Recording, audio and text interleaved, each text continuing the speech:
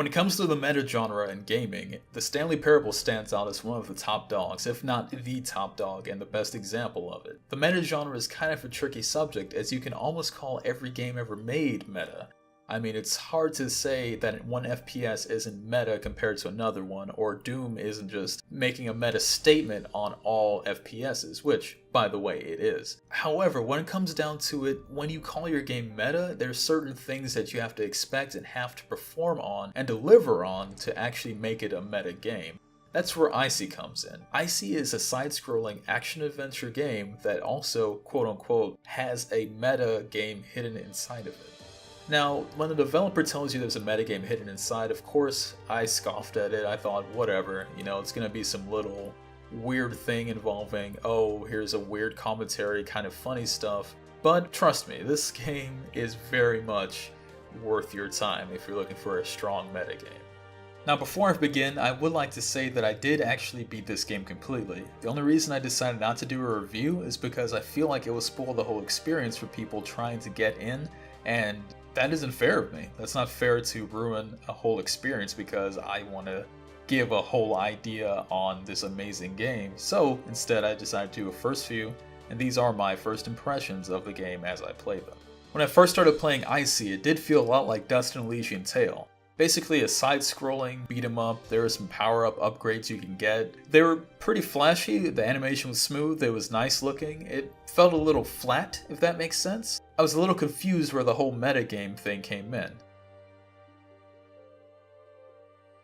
After a little longer, I basically made it through the first level, I fought the first boss, and then I was presented with a fail screen that led into kind of a PowerShell looking state. Even like the side of the screen kind of had the old school monitor feel, like somebody else was taking care of the whole Icey game and watching over it, which, again, something most metagames kind of deal with and kind of play with. Even Pony Island, I think, was kind of similar where it knew different things about you, things like that. Once you kind of mess around in there a little bit, you eventually do come back out into reality, or kind of reality. You run around a bit and you see like little triangles, like Illuminati symbols, you see some eyes on the wall. And basically after a little bit you are greeted with a group of questions you have to answer before you're able to continue. Once you answer these, of course, the game restarts and you are greeted with the opening screen yet again. Of course, once you get back into the game, it's a brand new opening and a brand new day for your heroine, Icey. However, you now also have a narrator who is there from now until the very end of the game and is actually where the true meta of the game begins. Icey is quite possibly the best example of these kind of games where you are told to do things, and because it's a beat 'em up, it's even easier to see that it's one of those things where you're just so conditioned to doing things, it's bizarre to try not to do it. As you begin playing again, you of course have the narrator telling you you follow an arrow or something like that, and you just do it because there's nothing else on the screen to do, so you follow the arrows, you continue onwards. But after a while, what became the fun thing about the game was not doing what the narrator said to do, it was defying him. And that's where Icey begins to really shine. It's not a game about trying to screw someone over or trying to hurt somebody. It's a game about trying to put your own free will into it and why are you doing the things you're doing to begin with. There's an area fairly early on in the game where basically you're told to keep going right and you decide, hey, I'm gonna go down instead. And he keeps yelling at you, telling you, oh, you're not supposed to be over here, you're not supposed to be here. And you can keep running around doing whatever you want, and you actually get rewarded for going against the narrator's wants and needs. And it's kind of a really smart system because it doesn't punish you for going that route, it rather rewards you and also encourages you to do it more. So as you keep playing the game, of course you want to defy him more, and I found a lot of joy in just making him frustrated. In fact, there's an ending that I got personally where you just don't do anything he says, you don't agree to anything he says, and he loses it. It's beautiful. And once, I'm sure there's more endings than just that one because there are definitely multiple endings in this game. But a lot of the different things I decided not to do that he told me to led to awesome instances of just great gameplay and even secret bosses that I wouldn't have fought if I had gone the other way. And that was really where Icey begins to bring forth the whole meta idea. Now, outside of the whole meta game, I'm going to call it a gimmick. It's a gimmick.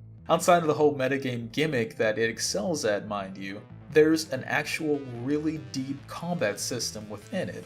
Most side-scrollers kind of tell you, okay, you're gonna do a combo, whatever. You can actually chain a lot of things together in really good combinations here. You can also stun bosses, which is fantastic. I love stunning bosses. You can dodge, and if you dodge well, you can actually get a counterattack immediately, and this is necessary for a lot of the bosses in the game, or at least the way I played, it was necessary for a lot of bosses in the game. The combat feels very fluid, and there are some instances yet again where combat isn't even the best choice. Like, there's some bosses where you shouldn't attack them. Again, there's so many spoilers I can give away right now, and I have to avoid them because the game itself is made in a way where if I tell you any single detail beyond what I'm explaining, combat wise, ability wise, the core meta idea wise, it will ruin some experiences and some ideas for you. That said, I highly encourage anyone who buys this game, who plays this game, to go against the narrator. A lot of this is a commentary on video gaming as a whole. Why do you play these games? Why do you continue to follow waymarkers when there should be other things out there to explore? I mean, I've played a lot of modern games recently, and Icey does one thing well by telling us, hey, these games should reward you for going outside of the boundary. This game should reward you for exploring your map, for looking around and finding the little secrets. It shouldn't be an empty lot, it should be filled with gold. It should be filled with these different things, and instead, what you're getting now are empty rooms full of empty stuff because the designer thought they were cool, or it was easier to leave them in than remove them from the game. Icey does a lot of things really well, and it's hard not to recommend this to anyone that wants to play it.